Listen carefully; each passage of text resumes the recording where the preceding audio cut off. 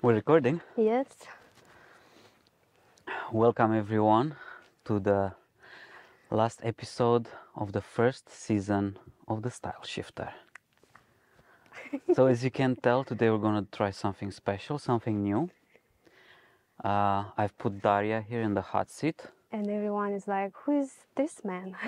My name is Mitch and I'm Daria's husband and interviewer for today. Not only. What else do I do? Tell the people all the things that I do. Mitch is working behind the scenes in Wonder Wardrobe, working really hard. He's a marketing director. Yeah, one of the most important people in our team, I would say. And without him, I wouldn't be here. And actually, the Style Shifter podcast was purely his idea. It took you what, like 2 years To convince you? Yes. to convince me to do a podcast? Yes. To be on camera more. As if you weren't on camera enough. Like, no, you should be on camera more. Yes. So how should we start today? Because this is as the last episode of the series, I'm gonna put you in the Style Shifter time machine. But maybe before that, maybe you tell us how was this whole season? How did you find? Because I think you recorded around 20, 15. You talked to 15 very special women, and it was very hard for us to actually decide on the 9 episodes that we did so far. So maybe you tell the people why we picked those episodes and why those stories made it in the first season of Style Shifter. Good question. Good question. Yeah, it's very hard to choose the stories because I think all the stories are quite unique, even though we kind of have the same problems, no matter where we come from, right? What we do in life, we kind of have the same problems, but the context is always different, and that's what makes the story more interesting, more relatable. So, well, first of all, let's be honest. I wanted to put all of them, but you were the one I'm the had evil, yes. who had to edit and say, no, this story is more relatable, or this story is more important. Or maybe not even like we didn't judge it in terms of importance, I think, because they are all quite important, yeah? But it was also about a person, how a person, what's the energy of the person, because podcast is very different from video, and you need to have charisma in your voice and be interesting and be authentic and honest, and it's not always the case. Sometimes I had stories that were very interesting, resonated with me. Give us an example. Well, one was a story about a woman she was colorblind. Oh, wow. That wasn't the actual problem that she had. The actual problem was that she thought that people don't take her seriously, that she looks too young. And we found out that she actually works with children, and the parents of the children usually ask, like, how old are you? What's your education? You know, and she takes it as oh, they don't take me seriously. They think I'm still a child. Yeah.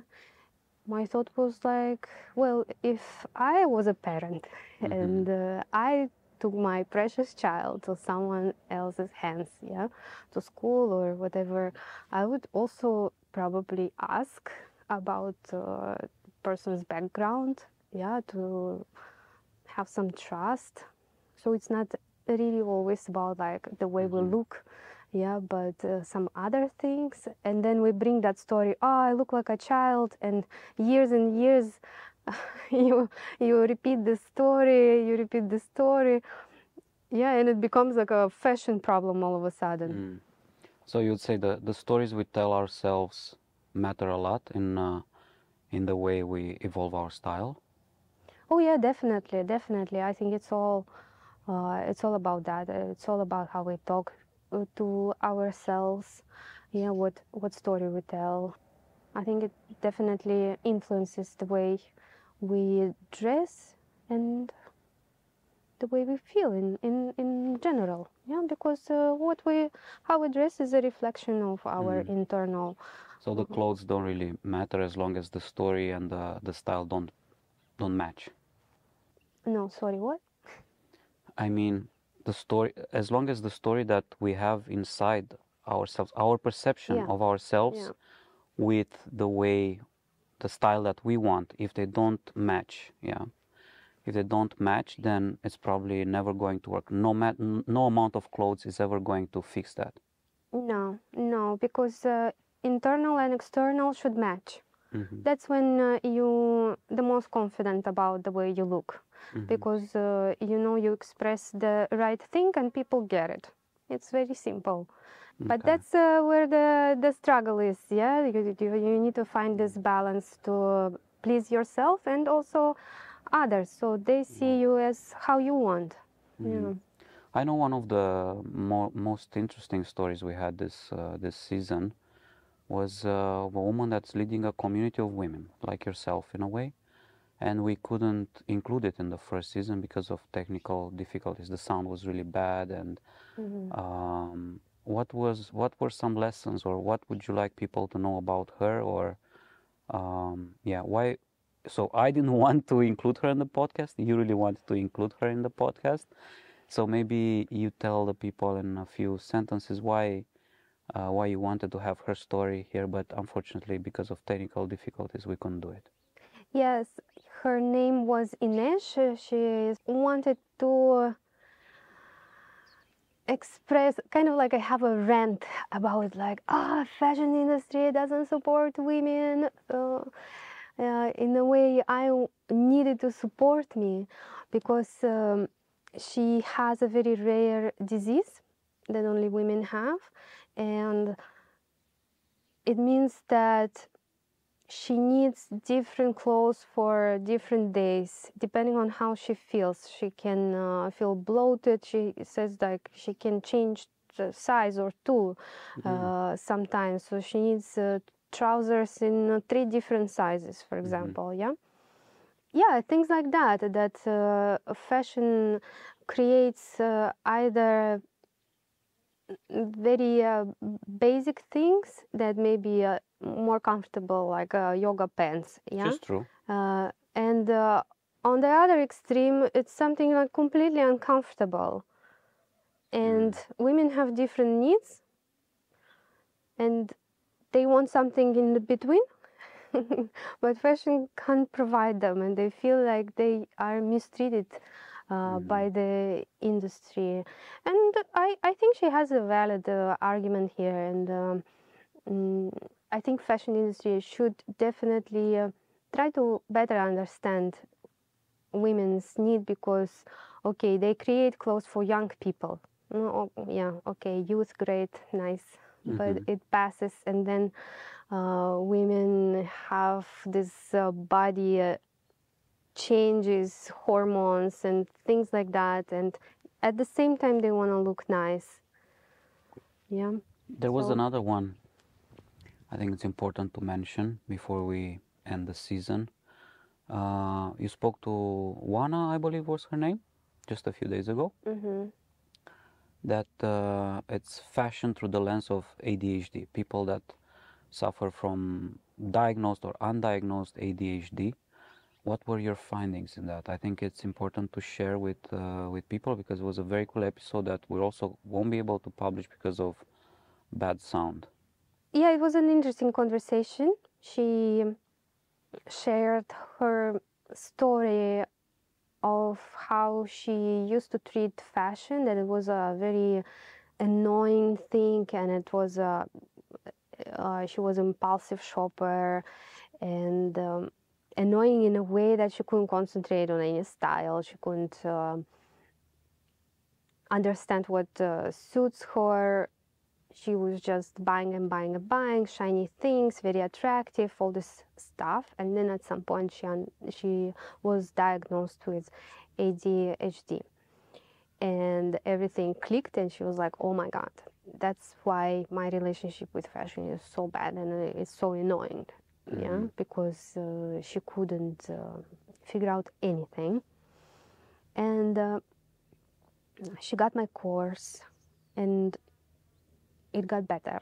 And she said that actually the Wonder Wardrobe course is very ADHD friendly because it has a system. So you take steps. It's very easy for them to go through the program and do that. They don't get bored because it's always something different, something creative.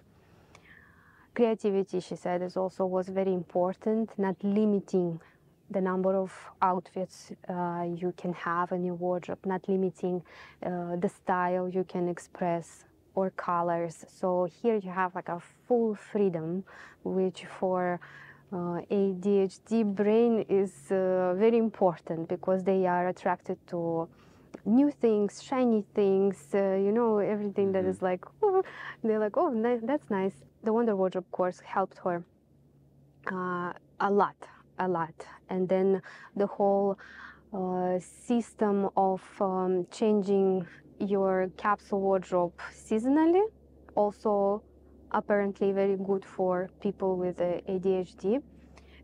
Because this way they have a more organized wardrobe, first of all, because some of them are, she said, that quite messy because they just don't have enough patience to organize their wardrobe, to keep it clean and tidy, right?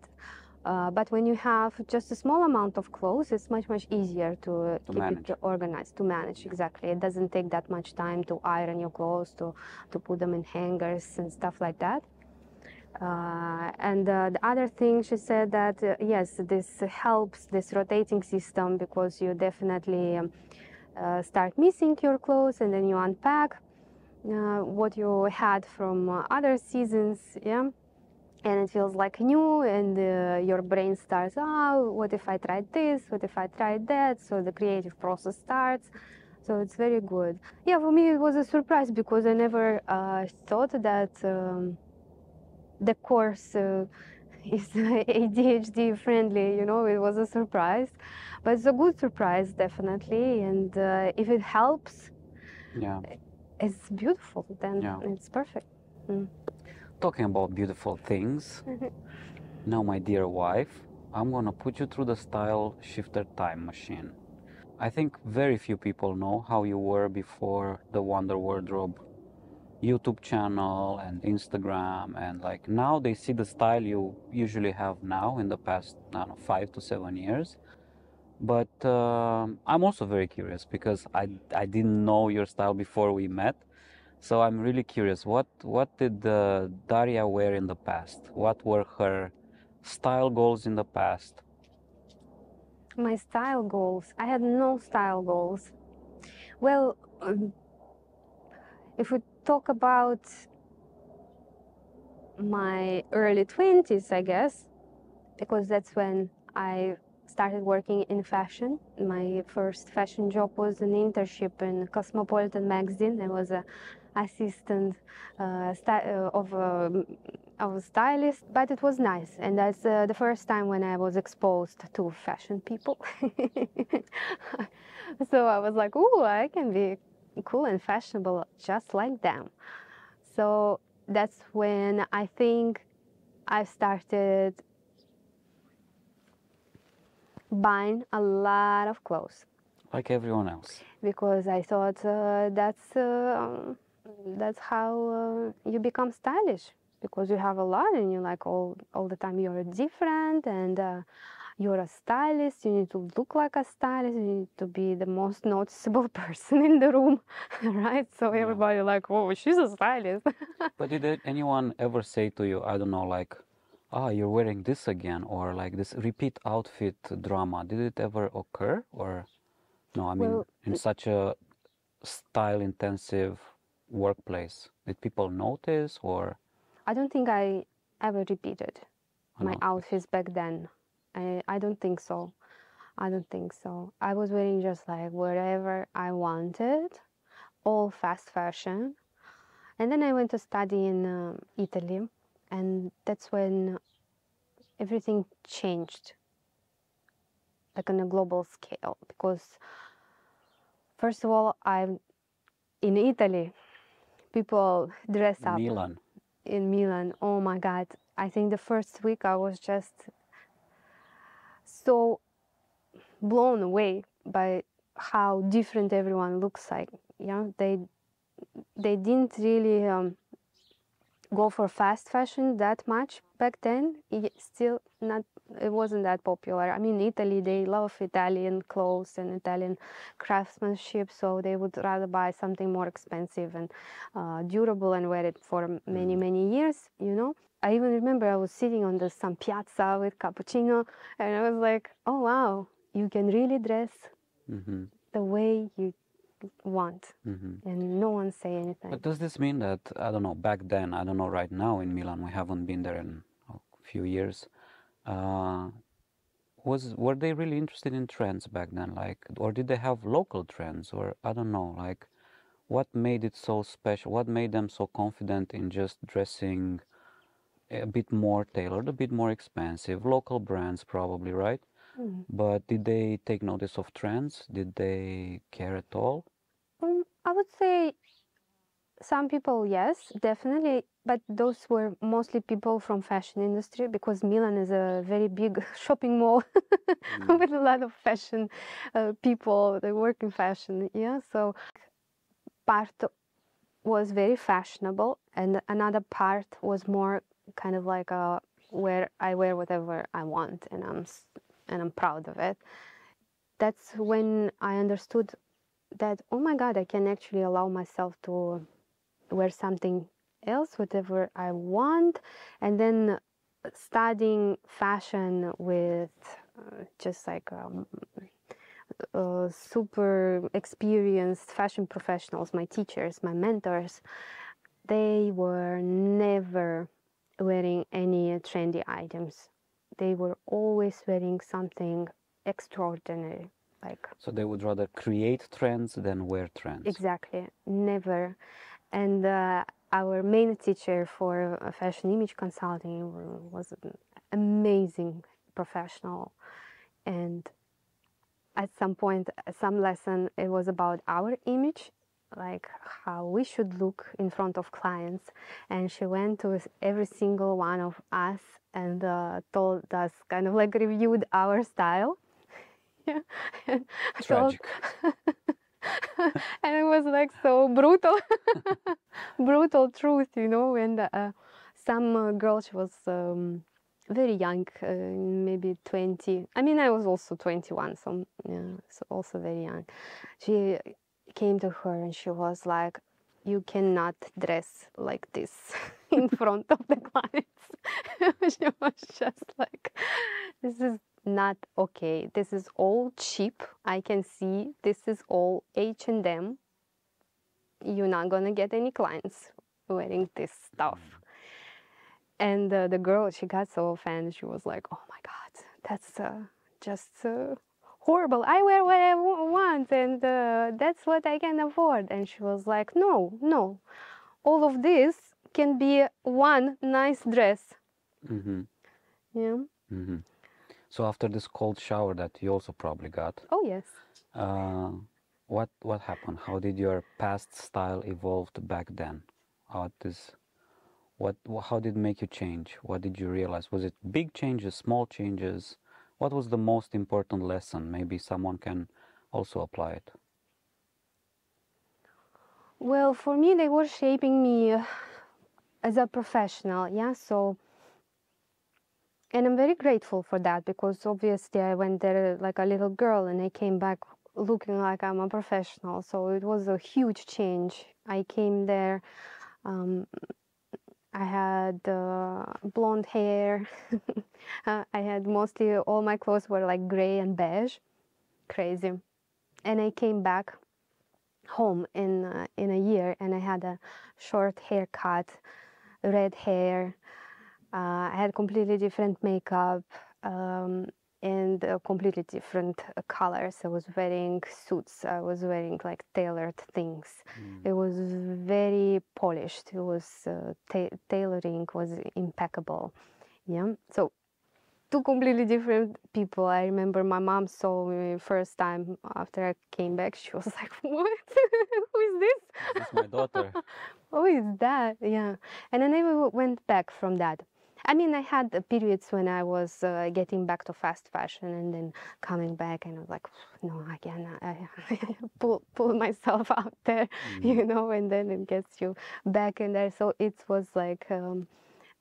Quite a struggle. But after Milan, I definitely invested in my wardrobe. I didn't have a lot of money and I didn't have yet that many clients, but I bought 3 outfits in secondhand. Everything was Prada because I was obsessed with Prada, still a big fan. Everything was Prada. Spent all my money on that. Only 3 outfits. And these 3 outfits I was wearing for like 3 years. And I was meeting my clients only wearing these 3 outfits because I knew that's the status symboling is there, the image that I need to pursue is there. It's not overdressed. I don't look like a fashion student anymore. I look serious, although I was very young. Yeah, so that helped. Maybe it makes sense for some people that don't work in an office but have meetings with private clients. Yeah, so it might be a good decision to just invest in very good pieces, not that many, yeah, and meet your clients wearing that instead of like just, I don't know, some unprepared, weird fast fashion things. This looks like a stepping stone towards your present style. I mean, it's not all Prada obviously anymore. You still have clients, you still travel, you still have a few outfits prepared for that, but I feel like your style has taken another step, has evolved into the, so now in the style shifter we would be in the present. How would you say was the transition from that to this? Are there any lessons that you took with you, any lessons that anyone else can learn or apply in transitioning their style to a maybe different age? Maybe age had an impact on your style. Well, I don't think that age did a lot in terms of my style change, but I definitely changed my style because I changed countries. You kind of need to adapt a little bit to the culture, The weather. the weather. Yeah, so that definitely influenced my style. Became more casual. High heels completely disappeared. So it's kind of like the core. Is still there. I still love tailored things. I still like more minimalist designs. Although I'm sitting like in the most colorful, Maximalist colorful jacket. colorful jacket ever. I still love unique pieces. It's just the main thing that changed are the stores where I buy my clothes. Yeah, so I completely ignore mass market or any overhyped brands because I don't really want to look like everyone else. Yeah, because I am a fashion professional, so that means already that implies that I know better. Yeah, and I can't just wear trendy things, or that's like for fashion students or like fashionistas on Instagram. They should. What's the story behind this colorful jacket? Oh, I love this jacket. It's from Portuguese designer. Bought it in a market. There is a market that happens like 4 times per year near Lisbon. You can just take a train for 15 minutes and you're there. It's called Estoril. Estoril, yes. Estoril. There is a market, a lot of local Portuguese brands. I was with my husband. The other one. That No, with this one, with this one. I was paying so much attention, obviously. Yes.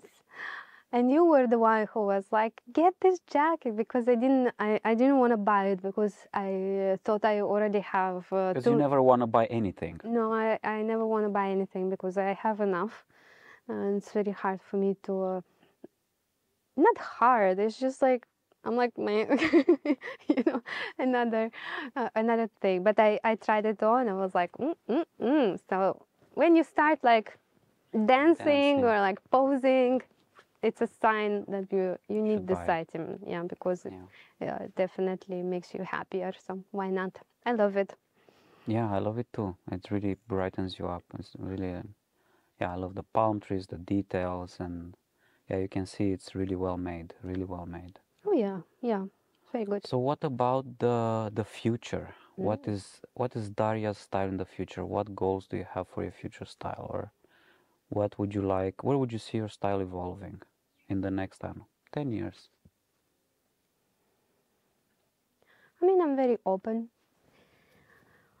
But yeah, I've started kind of in the summer. I bought some nice pieces, hand dyed, beautiful linen, handmade, was made to order from India. So I'm kind of starting the process. So I think maybe in like 4 or 5 years, I will have a completely different wardrobe. And I hope it will include a lot of interesting artistic items. Yeah, but you never know. Life changes, so you never know. So I'm open. Yeah, nice, nice. Before we wrap it up, is there anything you feel you should mention about Style Shifter or Wonder Wardrobe, or I don't know, something that maybe I didn't ask you? Because we completely didn't prepare this. She actually told me in the mornings, like, don't show me the questions. Don't ask me. I don't want to know the questions. Yeah, because you start overthinking. I start like, oh, let's see what I should say. How to say it.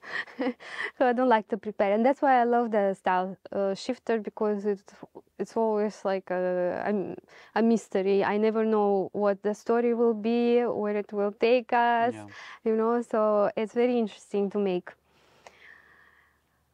Well, the style shifter podcast, I think, will continue. I have big plans for the next season. I think we will start in spring.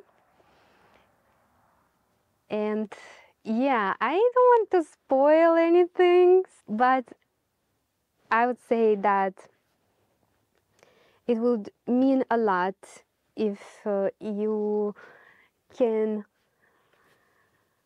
leave a comment,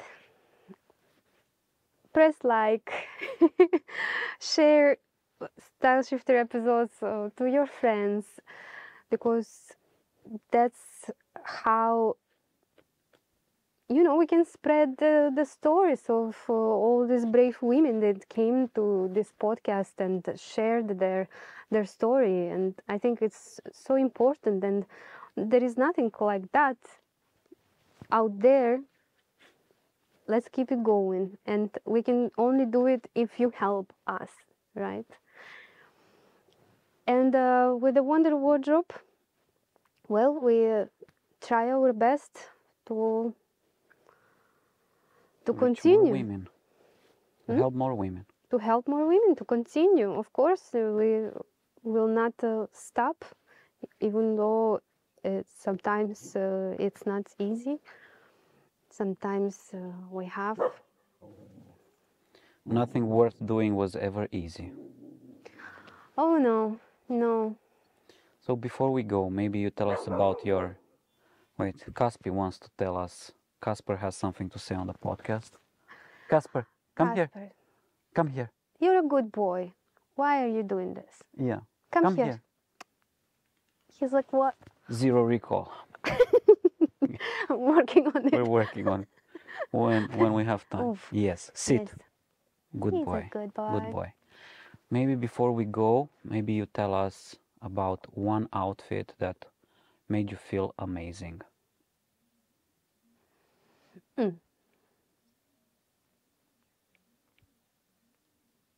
Oh, there were so many. So let's say we go out in Lisbon for a date night. Yeah, what would be from your past, present, or yeah, what would be what would you wear? We go to Boa Vista Social Club, we have some nice dinner, we dance a bit, we walk next to the river, sunset in summer. I mean, it's mostly summer all the time, so it doesn't matter. It will be an outfit that will make you feel amazing. I have this very cool dress that I don't have enough occasions to wear. It's has this kind of like a latex sleeves. Remember that dress? Yes, yes. Yes. Actually, we went out as when we came to Lisbon, and one of the first nights we went out, I was wearing that dress. Yes. I made my hair. I put a lot of perfume because it was like almost the first time we went out after the pandemic, and Yeah. I went all in. I'm gonna look amazing tonight. It was between lockdowns. We didn't know when it's gonna happen again. Yeah, exactly. And I wore that dress because very cool, very grungy, with high boots, with my long wool coat. It was pretty cool. So besides this, the sleeves, how else can you describe the dress? What is the It's dress? a midi dress. It has a checkered pattern, has a belt, so waistline is defined. It's a short dress, so kind of like with buttons on Has on a the bit front. of a collar. Has a collar, yeah, and it has this black latex sleeves, very voluminous, very cool. It's from the Lithuanian brand. It's called Defect, the brand. It was very And what cool. color? Were there multiple colors? It's like black and beige. Very cool. Yeah. Maybe I should wear it tomorrow. Well, like you always tell your guests, I hope that all your next outfits, art-inspired outfits, are gonna make you feel like this dress. Well, I hope so too. Thank you for being here with us and with yourself on the Style Shifter podcast. I guess we'll see everyone next season in spring. Yes. Yes.